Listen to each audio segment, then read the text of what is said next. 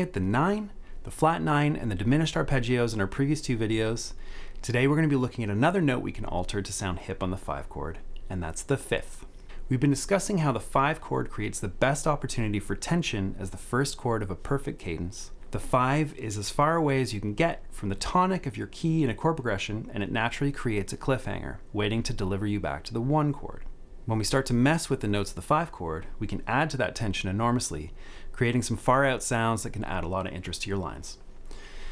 Many of us have tried to achieve this with the altered scale, or the 7th mode melodic minor, which contains all the altered notes you can play over a 5 chord, but it's often not the best choice, as it can sound a little jarring with all those esoteric notes, especially if you're playing one of the earlier styles of jazz like swing or Dixieland, or even if you're soloing over a nice ballad with a singer.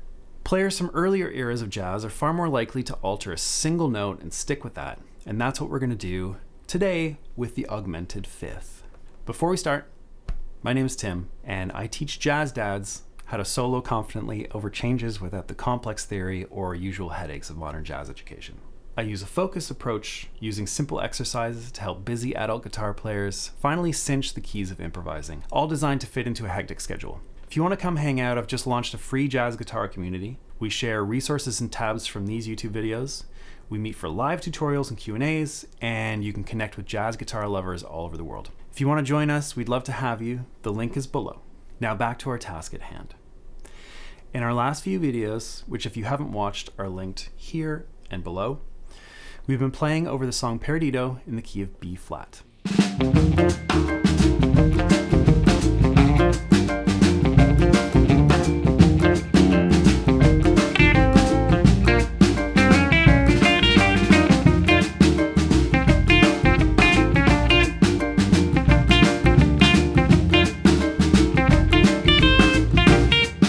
Now here's the B flat major scale in 5th position.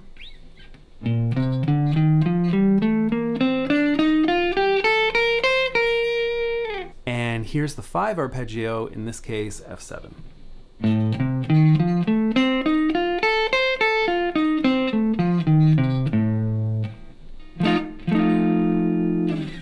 Now, let's see what happens when we take the 5th note of our arpeggio and sharpen or augment it.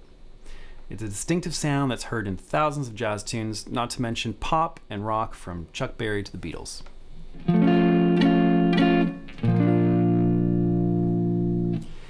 To achieve this, we're going to find our 5th in our F7 arpeggio, which is the note C, and we're going to sharpen or augment it to C sharp. This means for every C in our F7 arpeggio, we're going to play C sharp. So here's what that looks like.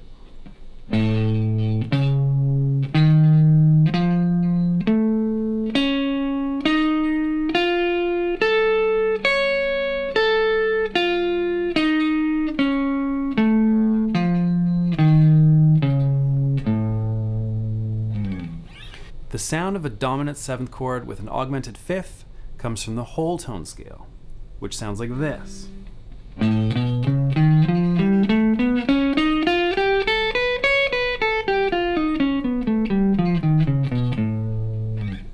Now this scale allows us to pull off another neat trick that we looked at in our first video, which is linked up here by the way, where we replace the root of our dominant arpeggio with the 9. So if we do the same thing for our dominant 7th augmented arpeggio, we get this. We're replacing every root with the 9. So the scale now looks like this.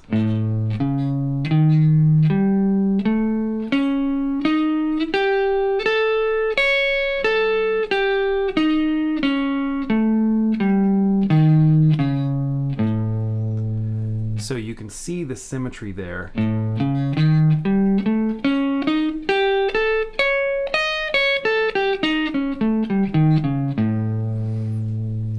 The same shape repeats itself up a fret, or in this case, up 2 frets because of the tuning of the G and the B strings. Now, you can also play it in these little sort of diamond shapes.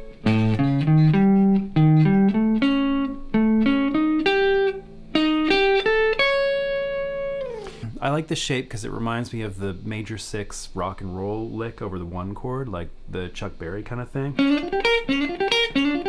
except you're using.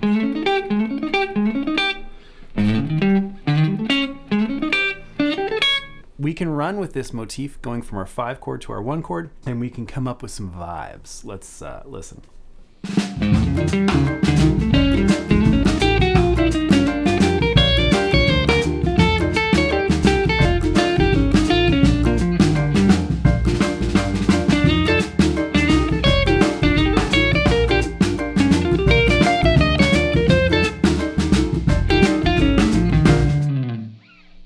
So that does it for the sound of our augmented fifth. If you want to dig deeper, come join our free jazz guitar community. We share tabs, resources, practice ideas, and meet up for live Q&As. You'll find the link just below in the description. Stay tuned for our next lesson where we'll talk about playing outside. For now, happy practicing.